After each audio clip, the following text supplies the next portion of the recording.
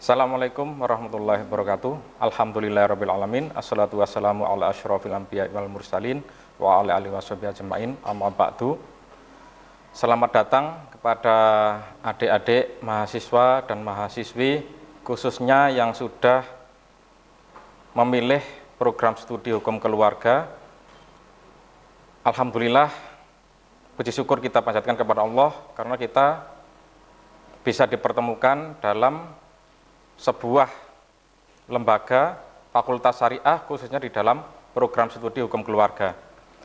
Tentu saja adik-adik mahasiswa dan mahasiswi yang sudah masuk di dalam program studi hukum keluarga adalah insan-insan yang sudah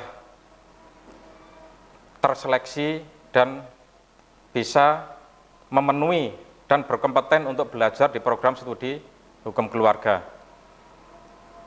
Kemudian saya perkenalkan, saya Dr. Haji Ahmad Junaidi MAG selaku Ketua Prodi Hukum Keluarga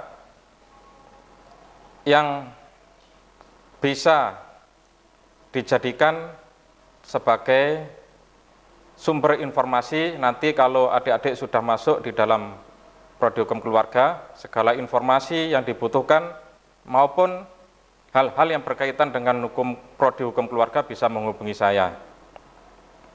Kemudian selanjutnya selaku orang yang menggawangi Prodi Hukum Keluarga, di sini saya akan menyampaikan hal-hal yang berkaitan dengan Prodi Hukum Keluarga. Yang pertama adalah visi.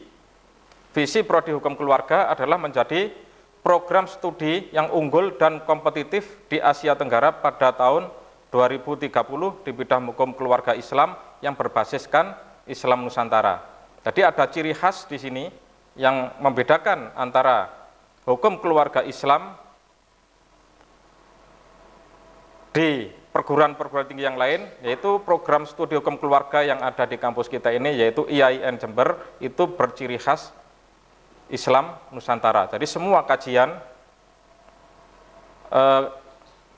keilmuan hukum keluarga Islam itu nanti akan bercorak dan berciri khas Islam Nusantara. Kemudian yang kedua, misi dari program studi hukum keluarga yang pertama menyelenggarakan pendidikan dan pengajaran untuk menghasilkan lulusan yang berkemampuan akademik, beretika, dan berwawasan global dengan kurikulum yang mendukung kompetensi utama di bidang hukum keluarga.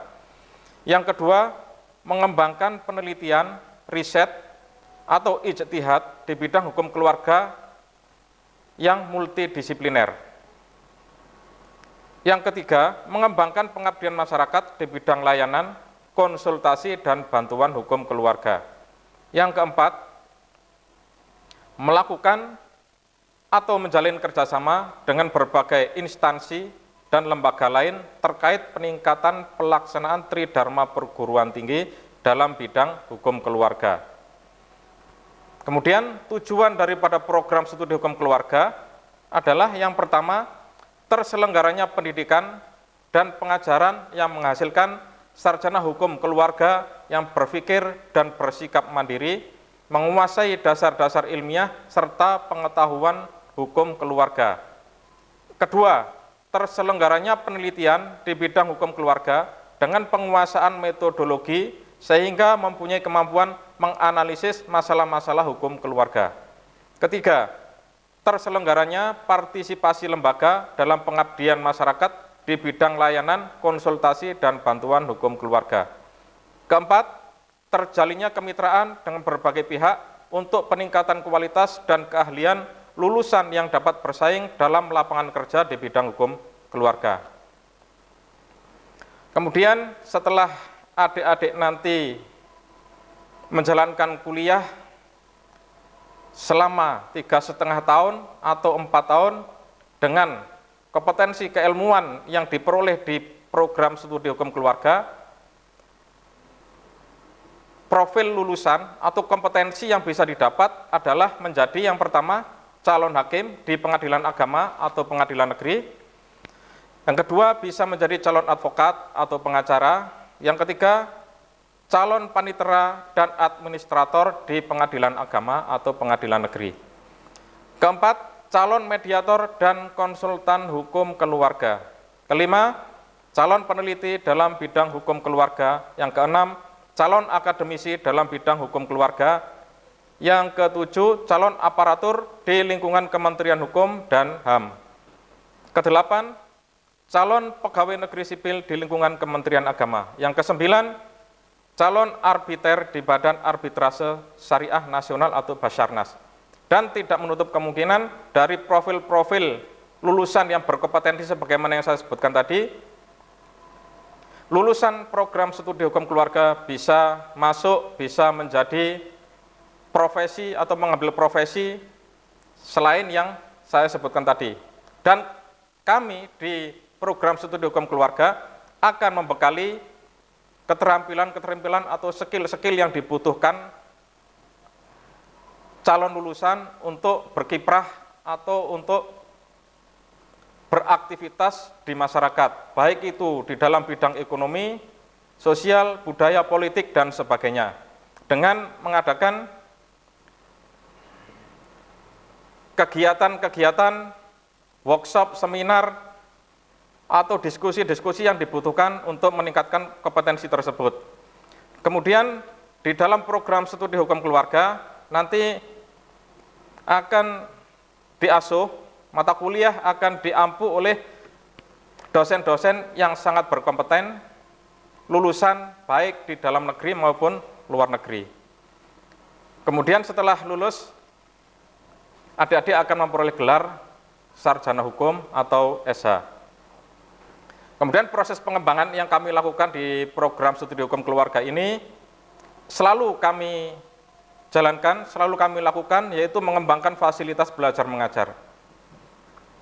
Fasilitas belajar mengajar yang ada tidak hanya berhenti di situ, tapi tetap akan kami kembangkan untuk menunjang proses belajar mengajar adik-adik nanti di program studi hukum keluarga. Kemudian selanjutnya kami juga bekerja sama dengan lembaga terkait, baik di dalam maupun di luar negeri untuk mengembangkan kemampuan akademik maupun skill yang dibutuhkan. Kemudian juga kami akan meningkatkan mutu dan kualitas dosen beserta mahasiswa dalam berbagai bentuknya. Proses pembelajaran, nanti kita belajar teori di dalam kelas dengan berdiskusi dengan para dosen sesuai dengan mata kuliah dan fak mengajar masing-masing. Kemudian juga nanti ditambah praktek di luar kelas melalui kerjasama dengan lembaga terkait, entah itu pengadilan agama, kantor advokat, dan sebagainya. Kami juga akan mengadakan seminar, workshop, diskusi dalam rangka meningkatkan kualitas akademik mahasiswa. Dan juga tidak memungkinkan ada program-program lain yang akan kami adakan demi kemajuan, demi peningkatan kompetensi dan kualitas adik-adik nanti sebagai mahasiswa di program studi hukum keluarga. Saya kira dari saya cukup sekian dulu, kurang lebihnya mohon maaf. Wallahul muwaffiq ila aqwamit thoriq. Wassalamualaikum warahmatullahi wabarakatuh.